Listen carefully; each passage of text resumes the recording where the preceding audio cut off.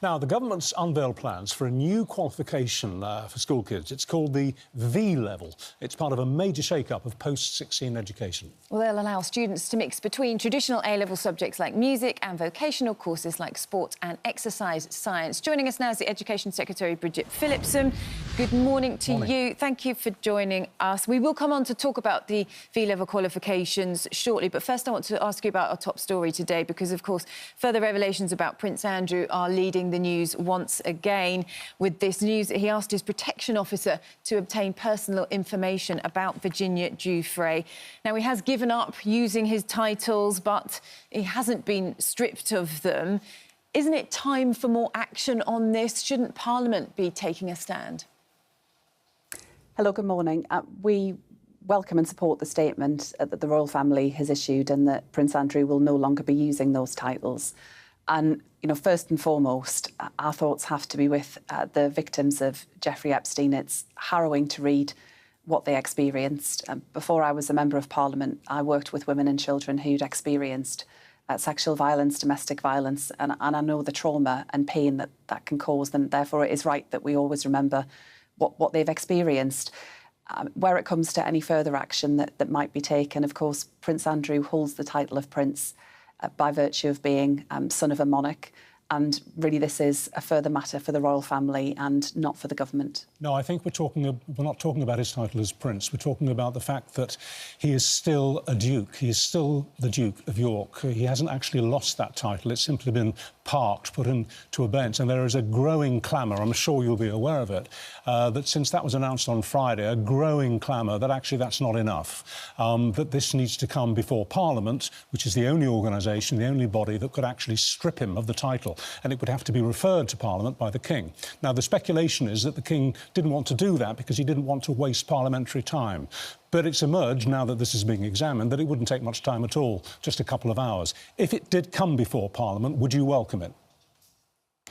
These are matters for the royal family, and you'll appreciate there are limits in what I can say because these are matters the royal family would have to set out. It's not the business of government to routinely involve ourselves in matters concerning the royal family. That's the way it's always been. The royal family don't involve themselves in politics and therefore the government we don't involve ourselves in the role that the royal family carries out on behalf of our nation. So we'd have to be guided by the royal family in any further decisions in this area. You say it's matters for the royal family, but, you know, let's not forget that the royal family are funded by the taxpayer, aren't they? And there are lots of people saying that this situation is a stain on Britain right now and that more action should be taken. As I say, we would have to be guided by the royal family on all of this. We do support the statement that the royal family issued, that those titles are no longer being used. But anything further, we would need to hear from them. It's not for government. That's the question, and I don't think it's a difficult one, really, just to simply say to you that if you were guided by the royal family, i.e. the King, and this were to be laid before Parliament, would you be comfortable, would you welcome the opportunity to strip Andrew formally, properly, of his title as Duke? I mean, you're inviting me to comment on a hypothetical that hasn't happened, so you'll forgive me. I'm not going to do that. All I can say is that we'll be guided by the royal family in the approach that they're taking. That's been the long-standing way that things have been done in this country.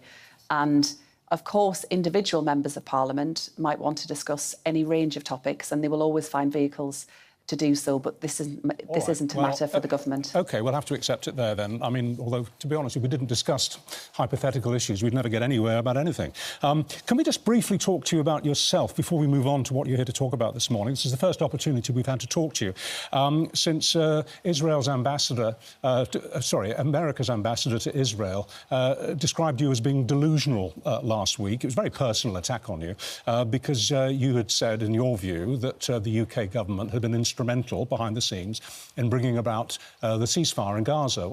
He got up on his hind legs within hours and said you were delusional. What would you say in return? Now you're here, you have the opportunity. So the position that I was setting out was that whilst the UK played a key role in supporting action behind the scenes to move towards that ceasefire, we do recognise that it was down to President Trump and the US government that we secured, that the international community, that the US were able to secure that peace deal, because that's what we've all wanted to see for many, many months. More aid into Gaza, hostages released back to their families, which has happened, and it was incredibly emotional to see that, but also how we now move to a lasting peace, a viable Palestinian state alongside a safe and secure Israel. That's what matters. That's what matters most in all of this. Frankly, tweets about this topic are unimportant in the grand scheme of things, and it's the process around moving to peace that matters most. I would just note that Steve Witkoff, on behalf of the US government, did acknowledge the role that we had played behind the scenes. We want to support in any way we can into the future, but it was, of course, down to the US that we've reached this point, and we're incredibly grateful for the work that they've led in this area. OK, that's clear. Thank you. Let's move on to V-level qualifications. I know you're keen to talk about them. There are already vocational qualifications at the moment, aren't there? So how are you hoping that this will improve educational provision? So what I'm setting out today is the government's vision for post-16 skills in education. At the minute, we've got quite a fragmented and confusing landscape that makes it hard for parents and for businesses and for young people to know what the best options are. So at the moment, we have A-levels, which are the academic route that lots of people will recognise because they've been there for a long time. We've also got the qualification at T-level, which is more recent, but is a high-quality technical route. It's the equivalent of 3 A-levels, and it has a big industry placement alongside it, so it's a great route for young people. But alongside the A-levels and the T-levels, we had 900 other qualifications, a big mix of qualifications, so it can be confusing.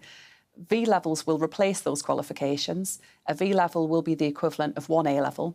So if you're a young person and you're not sure that you want to go down a wholly academic route, or you're not sure about which specialism at 16 through a T-level you want to do, you'll be able to combine that. So, for example, you could study maths and geography at A-level, and then you could do a V-level in digital or engineering or computing or another area with a more vocational focus.